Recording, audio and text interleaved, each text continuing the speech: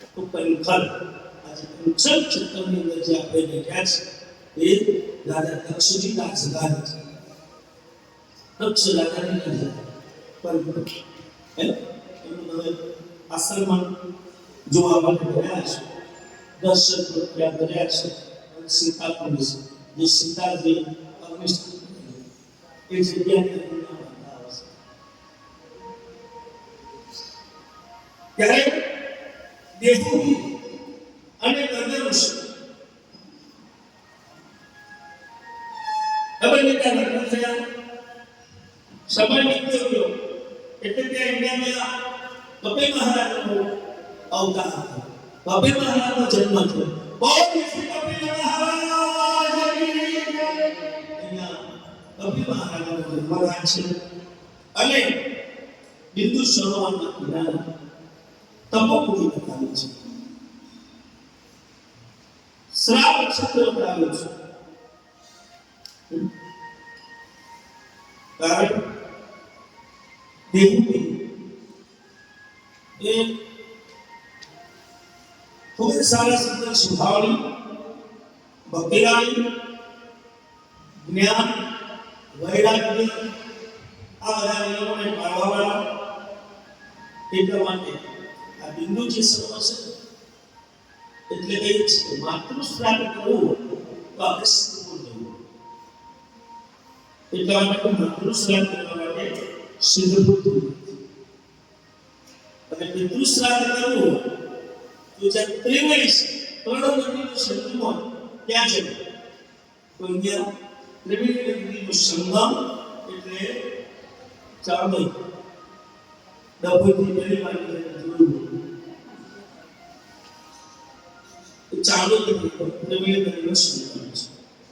નર્મદા, મા સરસ્વતી અને ભક્તરેવા ત્રણ નદીનો સંગમ એટલે આપણે પિતૃશ્રાદ્ધ કરવા માટે ત્રિવેણી સંગમ કરીએ છીએ. અને માતૃશ્રાદ્ધ કરવું હોય તો સિદ્ધપુર ચિત્રગંગા બિંદુ સરોવર ત્યાં કપિલ મહારાજ આશીર્વાદ આપેલા છે. અહીંયા જે કોઈ વ્યક્તિ માતૃદેવનું શ્રાદ્ધ કરશે તો એને મોક્ષની પ્રાપ્તિ થશે. એવી મોક્ષની પ્રાપ્તિ થશે. એટલે આપણે બિંદુ સરોવર ઘણા અગ્નિ સંસ્કાર કરવા માટે આપણે બિંદુ સરોવર ત્યાં ગગન ઋષિ વાસ બિંદુ સરોવર સરસ્વતીમાં નીકળે છે. જગ્યા આ ભારતની જે ભૂમિ છે તો એ કોઈ આ ભારતની ભૂમિ એ જ્ઞાનીઓની ભૂમિ છે અને આ ભારતની ભૂમિ એ તીર્થોની એ ગગન ઋષિ અને દેવહૂતિ કપિલ મહારાજ પછી 9 કન્યાઓ છે. એને કહેવાય નવધા ભક્તિના પણ પ્રકાર. નવધા ભક્તિના પણ પ્રકાર અને પ્રકાર પ્રમાણે કામ કરીએ. એ પ્રકાર પ્રમાણે ભજન કરીએ. એ પ્રકાર ભોજન કરીએ. બહુ બધા નિયમો બહુ બધા છે. નિયમો આપણે પાણી પણ નથી બધું સમજાવતો કથાને મહત્વ આપવું છે. સમજવા ટાઈમ છે. નવધા ભક્તિ બતાવે ભક્તિ કરો એકાગ્રતા રાખીને બાકી છોડી દો. અને એ નવધા ભક્તિની અંદર 9 દીકરીઓ બતાવી. એમાં એક દીકરી દક્ષ રાજાને અને દક્ષ રાજાનો સ્થળ એટલે આપણે જે જગ્યા પર અત્યારે આપણે બેઠા છે કોઈ ખર્ચ દક્ષ રાજાને આ ભૂમિ છે. તપોવન દક્ષ રાજાની બહુ અને ભક્તિ ભાવ સમર્પણ આ જગ્યા અલૌકિક છે. આ જગ્યા ગમે ત્યાં તમે કરવા માટે નીકળો અહીંયા કોઈ ખોટા વિચારો માર્ગ કરીને સાત્વિક વિચાર તમારા વિચારોને સારા રહેશે. અહીંયા તમે 7 દિવસનો 10 દિવસનો 1 મહિનાનો તો તમને ઓછું આ જગ્યાએ જેને ચાચી કર્યું ને એટલે ફૂલ ચાલે એવી આ જગ્યા છે. હરવાની ભૂમિ તમામ ઋષિકેશ હજારોના સંતો મહંતો બધા ન્યસ્ત અને આ જગ્યાની અંદર એક બાજુ એક માળા કરો તો 100 માળા કરવાની ફળ પ્રાપ્તિ થાય એવી આ હરિભક્તિ છે.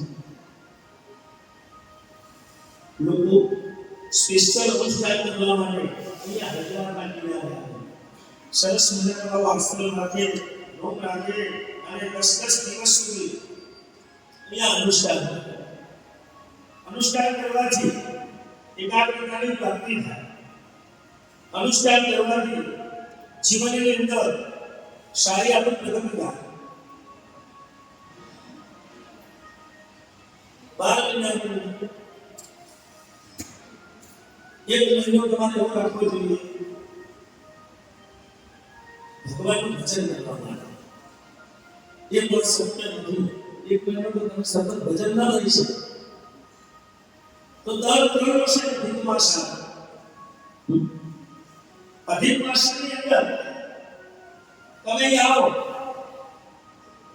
એક મહિનો અધિક માસની અંદર કોઈ પણ ભગવાનનું ભજન કરો એમાં ભગવાન વિષ્ણુનું વિશેષ અલૌકિક ફળ મળે. ત્યારે દક્ષ રાજાને ત્યાં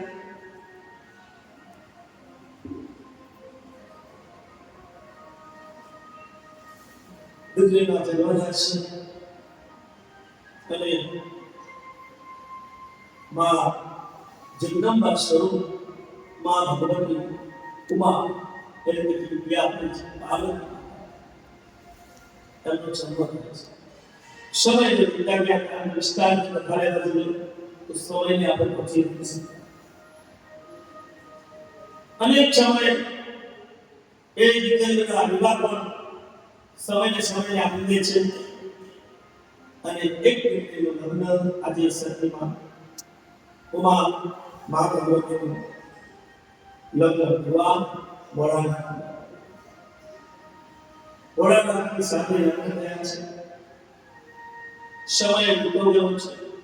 એક દિવસ ભગવાન શિવ અને મા પાર્વતી હિમાલયની ટોચ ઉપર બંને જણા ભજન કરતા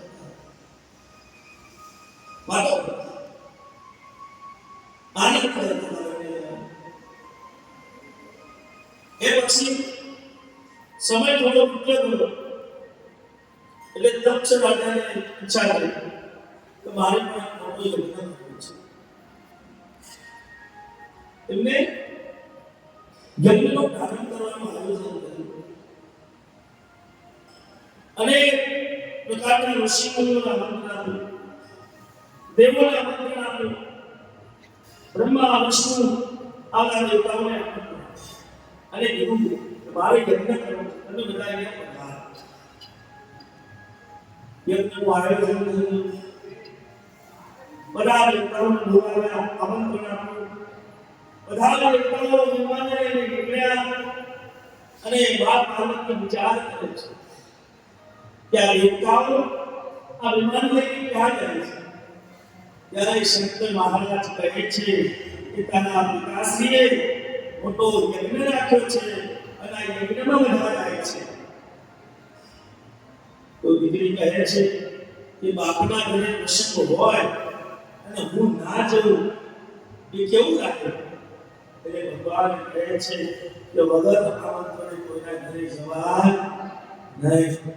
ગમે તેવો પ્રસંગ હોય, તમને નિમંત્રિત ન કર્યા હોય, તમને આમંત્રણ ના આપ્યું હોય